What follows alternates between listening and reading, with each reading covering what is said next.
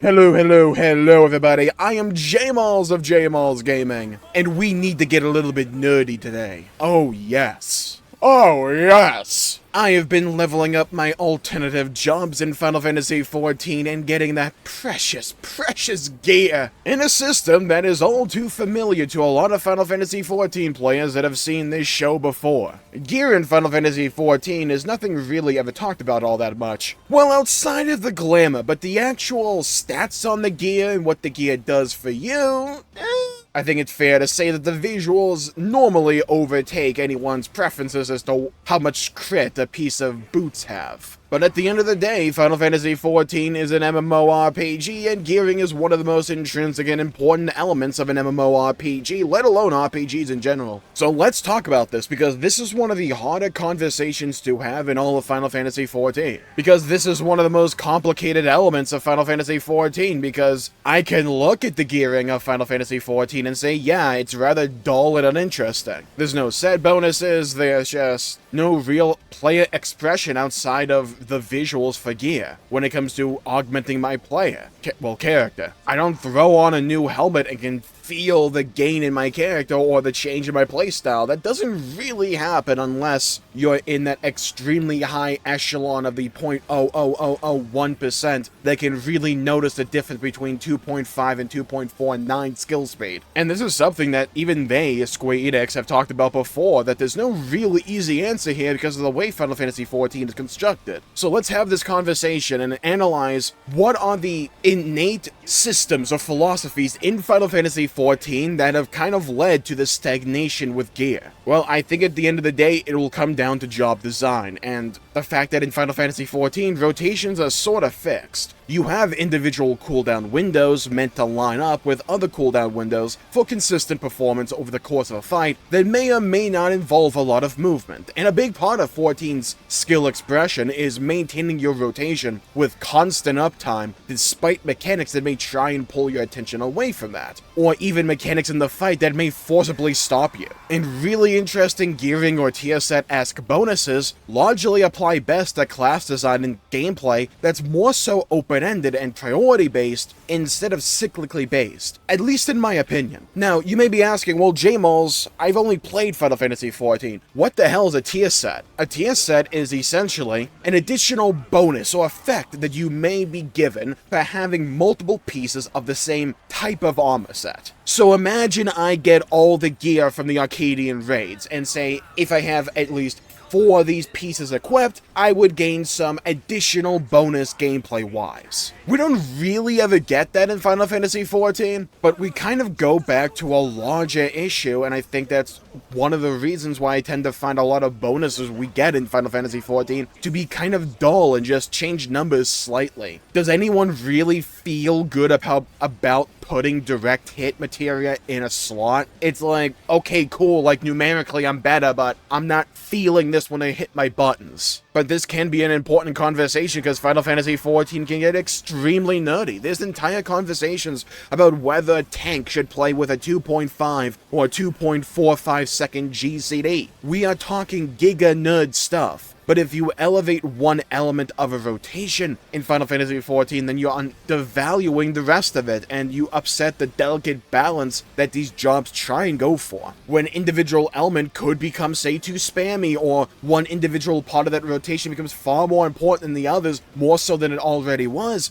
leading the rest of your rotation just feel bad to play. This design can work in short-term spurts of gameplay, though. Think of stuff like Bosja, where you got lost action abilities and the potions you got there that gave you a bunch of stat bonuses. These were visceral, you could feel the bonuses you got from there, and they were really cool. But if you were forced to constantly play with those additives, then your rotation of gameplay would probably get kind of dull after a bit if that was all you were doing. The joy of what Bosja was the fact that it was only in Bosja. It varied up the game and was nice spice of life. because it only mattered there, and the base gameplay that people still enjoy, myself included, don't get me wrong here, remained the same outside of that in places like raids or dungeons. I tend to find that Final Fantasy XIV largely relies on reliable, predictive gameplay that you can learn with muscle memory and tinker ever so slightly for slight optimizations if a fight really calls for it. And when a rotation is more so largely priority based, think of in, say, World of Warcraft, you can have gear modify individual abilities because it lends itself towards the overall objective of that class design, determining what to prioritize and how you can maximize that element. And it's one of the reasons I low-key kinda think World of Warcraft relies on builder-spender-based class design so much because you can easily augment how you are building a resource or what you want to spend said resource on. Maybe asking Jmulls, what's builder-spender real quick? Builder-spender is kind of like the catch-all term for a job or class where the overall gameplay is building up a resource to then spend that resource on big hitting abilities or just anything. And by that design, you can easily augment how you're building that resource or spending said resource. And there can be plenty of variety there, so things like tier sets and talent trees or class specializations can augment that more organically and naturally. But if you play Final Fantasy XIV for a long period of time, you may pick up on the fact that jobs don't ordinarily work exactly like that. They're more cyclical. And I feel the term rotation best applies here because you're going from one end of your rotation to the other, going through your burst windows, building up your resources and spending them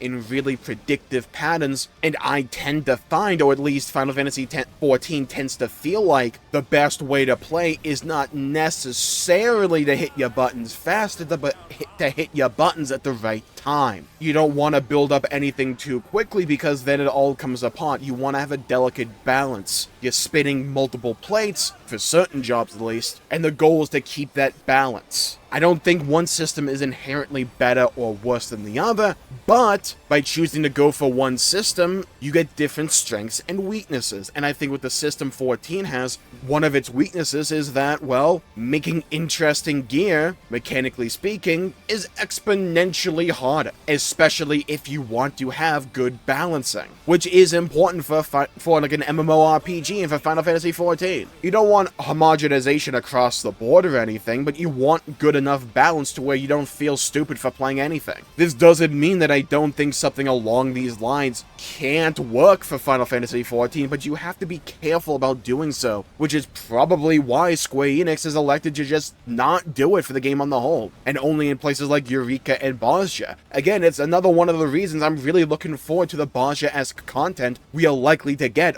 not even likely, we're going to get later down the line in Dawntrail, because they can do this again. Tinkering with my loadouts, trying different abilities, seeing how they work for my job, that's a ton of fun. And I can have that fun in a system of the game, in its own cloistered off section, to where the ramifications of these power-ups don't bleed out into the rest of the game. It allows them to really go balls to the wall and just try wacky fun things because the consequences are very minimal. So what if something's overpowered in Bosja? It's Bosja, who cares? Let's have fun.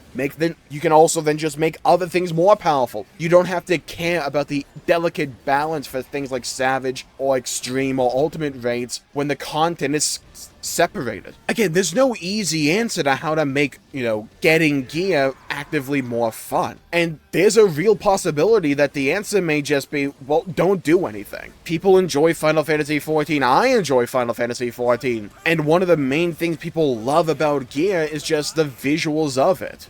And maybe Glamour by itself can hard carry gear in terms of how interesting and cool it can be. Because I will absolutely farm out some raids if I think the gear looks cool enough. I did that back in Pandemonium. Some of those fending sets, I didn't even play Tank in Endwalker. They were so cool I wanted them though. Same back in Eden, though I played way more Tank and Shadowbringers. But this will especially make sense if you play higher end content, higher than me, which wouldn't be hard to do.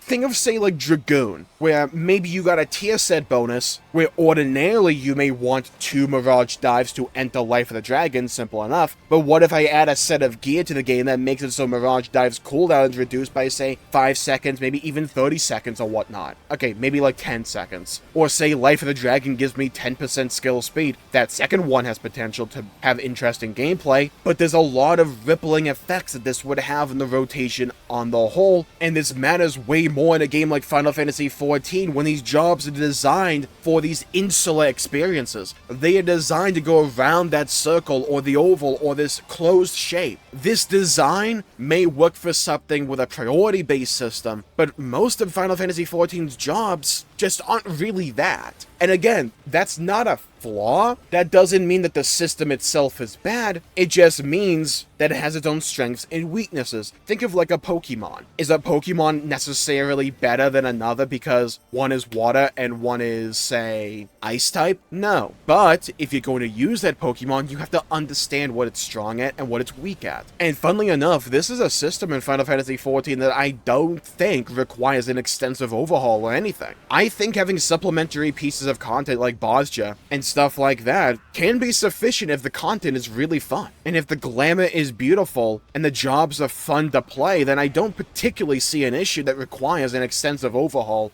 just to try and feel more like other games. I think one of Final Fantasy XIV's greatest strengths is that it has such a strong identity to itself. Because gearing in Final Fantasy games has never been overly that interesting. There's been some bonuses here and there, but like on the whole, it's not the element of customization that Final Fantasy is really particularly known for. That goes more for materia. And you can argue ultimate weapons are really cool, but we get relics in Final Fantasy XIV. And like, sure, some relics are way more fun to grind than others, but I think the systems that Final Fantasy XIV already have are good. And I don't think this entire system or this environment that has been built up since A Realm Reborn needs to be thrown away simply because one element, we can admit, may be a bit dull or boring, because other elements can elevate the system on the whole. I think jobs in Final Fantasy XIV can be really fun. Do some of them need some touching up on? Are there concerns about oversimplification and homogenization? Absolutely. But I think that's a problem more on individual job design than how jobs work on the whole, if that makes sense. I don't think Final Fantasy XIV needs a gameplay overhaul, is pretty much what I'm saying. And to make things like tier set bonuses or talent trees work in Final Fantasy XIV, you would need an overhaul. Or they would need to be so minor in the implementation that they are basically laughable, because I don't see any other way. Now, maybe I'm just not imaginative enough,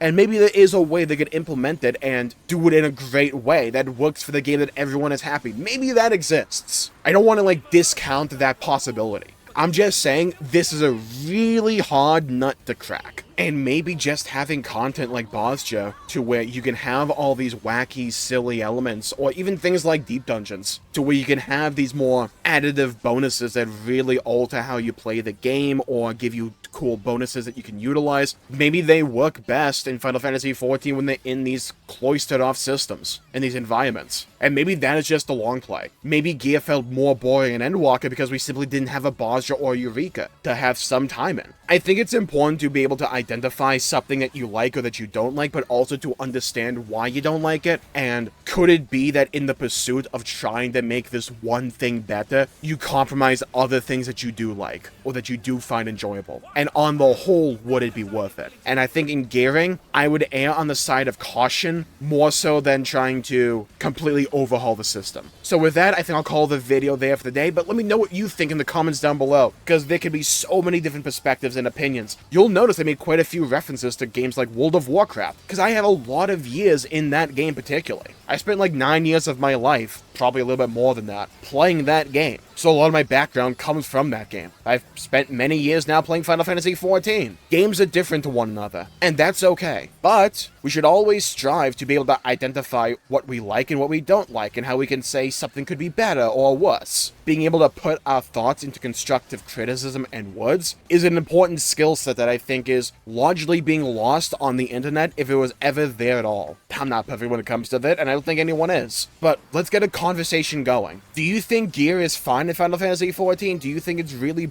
dull and boring to the point that it should be addressed? And how do you think it should be addressed? Let me know. I'd love to hear your thoughts and hear your opinions and to hear your ideas. Stay safe, have a great day, and I'll see you all next time. Bye-bye, everybody. Until we meet again!